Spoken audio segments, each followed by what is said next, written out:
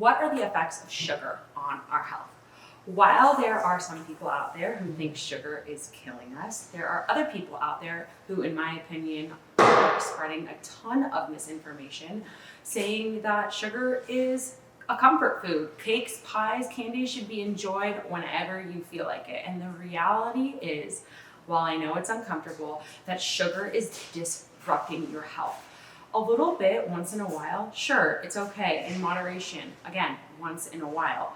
But there are people who are at more risk, like people who have blood sugar regulations issues, kids. We want to be really careful about it. And most of us are at some sort of a risk. The more sugar we eat, the more risk that we are at.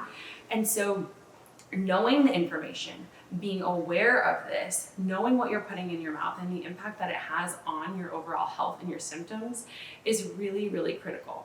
Now, not only is a consistent intake of sugar leading to more obesity, more diabetes, more cardiovascular disease in this country year over year over year, but also so much of the sugar intake and the processed carbohydrate intake that this country consumes is contributing to mental health illness, to brain fog, and eventually to things like Alzheimer's and dementia. What most women come to see me about are things like weight loss resistance, anxiety, depression, and impaired cognitive function. And while a lot of this can come from stress, a lot of it also comes from what people are putting in their mouth.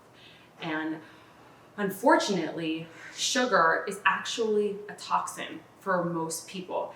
It is causing that lack of mental clarity, that lack of attention, that lack of mental energy. And there's so much research to stand behind this. The other thing about sugar is that it really disrupts the gut. And so when we see conditions like small intestinal bacterial overgrowth, which contributes to inflammation and also impacts the gut-brain connection. So as an increased source of anxiety, when you have this dysbiosis, when you have this bacterial imbalance, it all links back up to what you're putting in your mouth, how much sugar you're eating, how many processed carbohydrates you're eating. And the more that we come back to a real whole food-based diet, the more we start to see a shift in these things. So today I'm going to share a few different ways that sugar is leading to hormonal imbalances. And then let's talk a little bit about quitting sugar. How do you do that? What does that look like for you? And what swaps and alternatives are out there? You guys are going to hear me talk about what you've probably heard me talk about before is insulin resistance. Now, this is a hormone that regulates your blood sugar. So the more sugar you consume, the higher likelihood you have for insulin resistance.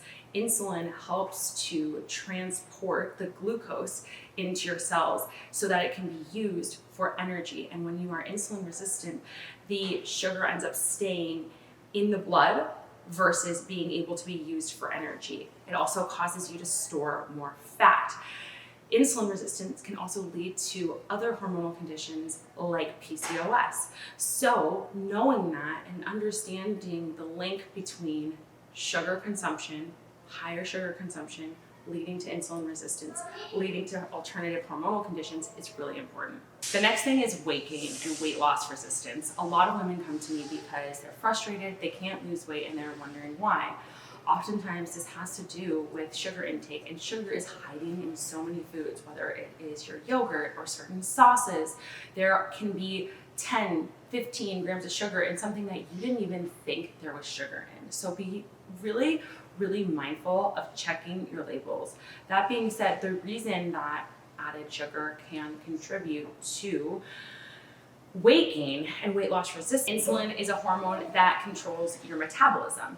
And when you're insulin resistant, you have a much harder time being able to lose weight. That being said, sugar also impacts your leptin levels, which is your fullness hormone. And so when you are consuming sugar over and over again, especially with the lack of protein and fat, which are satiating nutrients, you're not really going to cue those fullness hormones to kick on, and you are more likely to overconsume the sugar and the processed foods over and over again. You're retraining your brain to actually not feel full. Next is your stress response and cortisol. I think a lot of people don't really realize that increased intake of sugar is going to increase your cortisol production because your body is dealing with inflammation, your body is trying to metabolize the sugar properly, and it has a harder time doing that than it does with real, whole, natural food. And so when you're eating sugar over and over again, you are much more likely to increase your potential for having chronic stress and having elevated cortisol levels. And when you have elevated cortisol levels, not only are you going to feel more anxious, which is what we're talking about in the beginning, this is how sugar kind of has that impact on your mood and your brain function, but also it's going to impact things like your sleep, your ability to be able to calm down and relax and unwind. It's going to impact even your cravings for more sugar because you are hiking up that stress response. From there, increased sugar intake, as I mentioned in the beginning, has an impact on potential additional hormonal disorders. So what does that mean? Things like PCOS, which we were talking about, are very tied to insulin resistance. And what some of the research has found is that once we can start to control a woman's insulin, if it is insulin resistant PCOS, we can actually start to eliminate the symptoms and get regular ovulation occurring again. So it's really, really highly linked. Other reproductive issues, whether that is endometriosis, estrogen dominance, so many of these things, but while maybe not being directly correlated, are indirectly correlated with sugar intake and eating a ton of different processed foods. The last thing that you guys knew I was going to say is that increased sugar intake contributes to inflammation in the body. And this inflammation can not only impact various hormones, but it can also impact the immune system. So it's really important to think about autoimmunity, things like Hashimoto's, things like lupus, things like MS, and eating real whole foods, eating an autoimmune type protocol diet when you have these things, because the increased sugar is increasing inflammation, which is driving these types of conditions.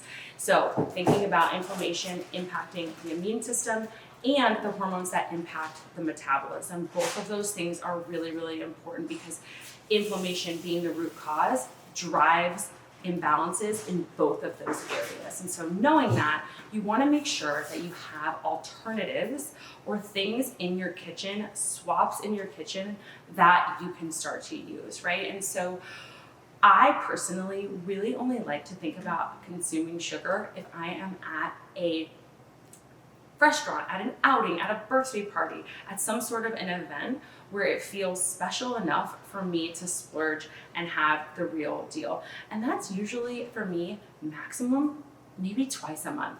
I'm on a vacation, it's a birthday party, something that feels really, really special and something that I don't want to miss out on. And that's okay if you want to indulge in those moments. But when we're home, if we are baking or if we are making sweets, we are using things that are made with monk fruit. We are using things that are made with stevia, and those are really the only two kind of alternatives that we use in our house. Mostly monk fruit because it is the most natural and has the least amount of researched side effects, really nothing to report on. So those two alternative sweeteners are really great, and you can find them in a liquid form. You can find them in a kind of granulated sugar form for baking. You can find them in your like pre-made things like chocolate or cookies. There's so many options out there, and I'm going to show you guys just a few of those right now so you can take that away with you from this video. When we think about stevia and some of the potential negative side effects that some people talk about, there has been talk about whether for some people it may cause GI issues, for some people it may cause reproductive issues. All of that, there is just not enough research and data out there. Now, there is plenty of research and data out there on sweeteners like sucralose, on sweeteners like aspartame that show that those things cause cancer. Those things are absolutely detrimental to your gut health. You want to stay away from those things. But bigger, larger research studies need to be done on stevia for us to be able to actually know what the real consequences of a sweetener like that are. And I think there is a lot of fear porn out there on these like studies that have 12 people in them and someone having a miscarriage. Well, that might have just happened because that person was just going to have a miscarriage, not because of the sweetener itself. So that all being said, we have to make sure that we're thinking about sample size when we're looking at these research studies. Now, for alternatives, things that we have in our house.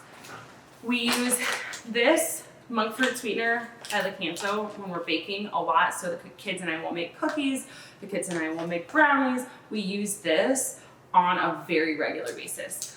We have these Chalk Zero. I have one of these after lunch almost every day when I need something a little bit sweet to just satisfy my sweet tooth. And then these are monk fruit drops that are great to put in beverages or smoothies or things like that. A lot of times I'll use avocado as a base for my smoothie rather than a banana to keep the glycemic index low, but I still want it to taste good. I'll put a few drops of this in there.